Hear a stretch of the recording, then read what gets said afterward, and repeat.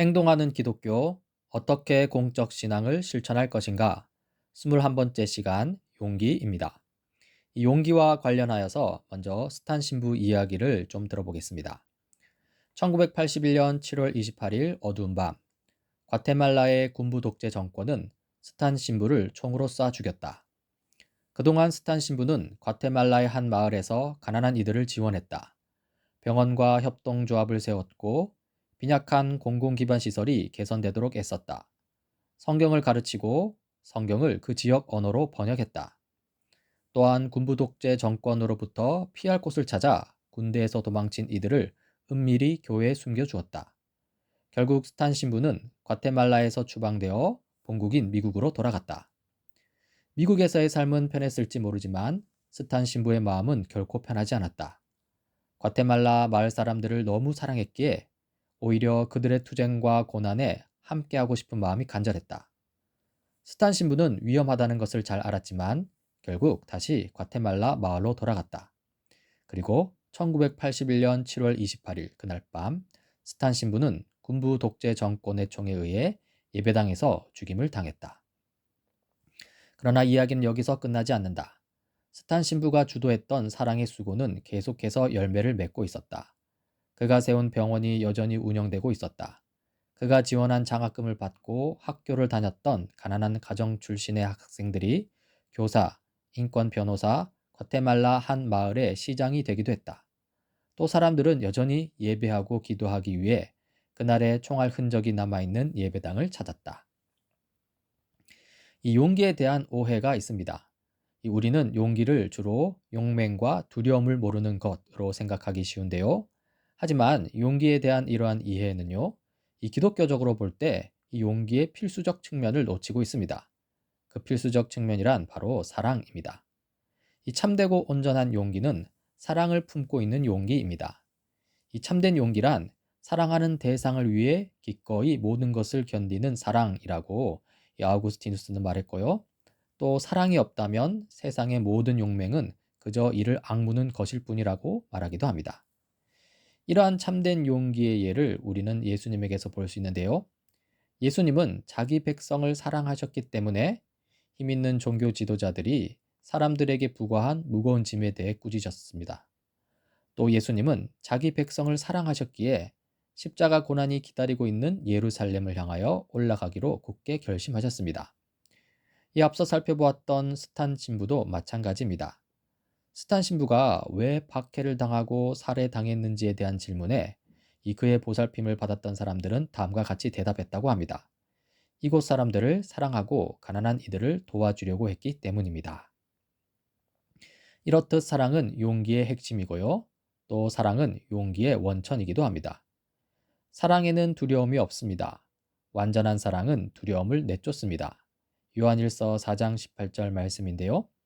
이 말씀은 참된 용기를 가진 사람이 두려움을 느끼지 않는다는 의미가 아닙니다. 두려움에도 불구하고 사랑이 시키는 대로 하면 용기가 생긴다는 것이죠. 실로 이 말씀과 달리 우리가 두려움에 빠져서 뒤로 물러난다면요. 우리는 용기뿐 아니라 사랑도 잃어버리게 됩니다. 결국 사랑으로 두려움을 극복해야 합니다. 사랑이 강해지고 자라가면요. 용기도 사랑과 함께 자라서 두려움의 감정도 서서히 사라지기 시작합니다. 그리고 다른 사람들에 대한 사랑 때문에 이 우리에게로 넘어오는 위험을 받아들일 때 이 두려움은 우리를 움켜잡지 못합니다. 사랑이 우리를 용기 있게 만드는 것이죠. 이 행동하는 용기라고 했는데요. 비록 우리 삶이 스탄 신부와 같지는 않더라도 우리는 우리 일상적 삶의 자리에서 용기가 필요할 때가 많습니다. 먼저 올바른 정책 시행이 나의 희생을 요구할 때 우리는 기꺼이 희생할 수 있는 용기가 필요합니다. 가령 특정 세금 정책이나 환경 규제 정책이 나에게 불리할지라도 가난한 사람들을 비롯한 인류의 복지를 위해서 그러한 세금 및 환경 규제 정책을 지지하는 것은 용기 있는 행동입니다. 또한 주변 모든 사람들이 압도적으로 부정행위를 지지할 때 우리는 부정행위를 거부할 용기가 필요합니다. 가령 인종차별이 당연시되거나 독재 정권에 대한 지지가 압도적일 때 그러한 인종차별과 독재 정권을 거부하는 것은 용기 있는 행동입니다. 그리고 우리가 속한 사회의 분위기가 좀 애매모호하긴 하나 타락한 신념으로 가득 차 있을 때 우리는 그 세속적 신념을 거부할 용기가 필요합니다. 가령 제주도의 예멘 난민들에 관한 공개 토론 장소에서 이 안전과 경제적 비용, 심지어 노골적인 외국인 혐오가 지배적일 때 이 난민들을 보살펴야 하는 우리의 도덕적 의무를 주장하려면 용기가 필요합니다. 마지막으로 신중한 것은 좋으나 그 신중이 과하여 아무것도 하지 못할 때 우리에게는 자신의 오류와 실수를 받아들일 수 있는 용기가 필요합니다. 우리가 옳지 않을 수도 있다는 이유로 행동하기를 두려워한다면요, 결국 우리는 무력해질 것이고 세상은 더욱더 타락을 향해 나아갈 것입니다. 행동하는 용기가 필요하다는 것이죠. 이렇듯 용기는 위험을 수반합니다.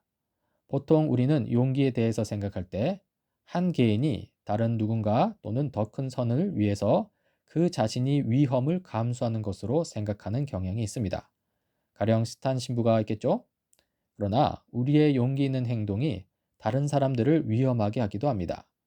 가령 제주도 예멘 난민을 수용하는 것이 이 제주도민들에게 예상치 못한 희생과 위험을 초래할 수 있다는 것입니다. 그렇기 때문에 이 용기와 함께 지혜와 신중함이 필요합니다. 이 용기를 내느냐 조심하느냐 사이의 갈등 상황에서 이 책임 있게 행동하려면요, 이 용기가 신중함이나 지혜와 함께 작동되어야 함을 인식할 필요가 있습니다.